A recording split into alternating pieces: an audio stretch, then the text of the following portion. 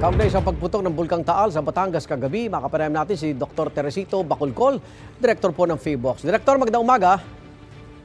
Yes, sir. Magandang umaga din po sa inyo. Sa ngayon po ba may binubuga pa ring usok ang Bulkang Taal? Kamusta ho ang monitoring ng PHIVOLCS?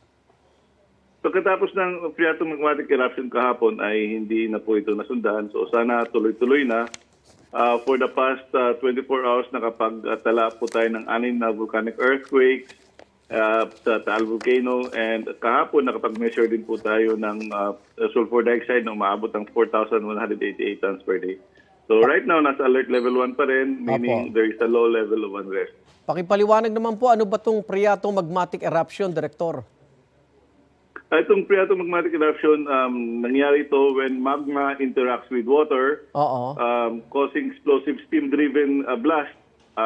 Yun yung nangyayari. So, i-differentiate natin ito sa phreatic eruption.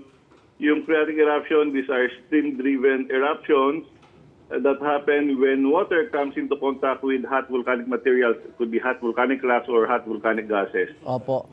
So, walang magma involved sa phreatic eruption. Sa phreatomagmatic, may magma involved. May peligro ho bang dala yan, Direktor? Well, kapag masyadong mataas yung plume, for example, noong December 2, umabot po ng 2,800 meters, may kasama pong abo yan. And kapag napadpad yung abo sa mga communities, pwede pong, lalo may problema sa baga, pwede pong ma-irritate yun. Opo. Pero kahapon, nasa 600 meters lamang, and most likely, kapag may abo man, nasa Taal Volcano Island lamang. So hindi kailangan itaas yung alert level? Hindi naman kailangan itaas yung alert level. Okay. Maraming salamat po, PHIVOLCS Director Teresito Bacolcol. Ingat po! Maraming salamat din po. Igan, mauna ka sa mga balita, mag-subscribe na sa GMA Integrated News sa YouTube para sa iba't ibang ulat sa ating bansa.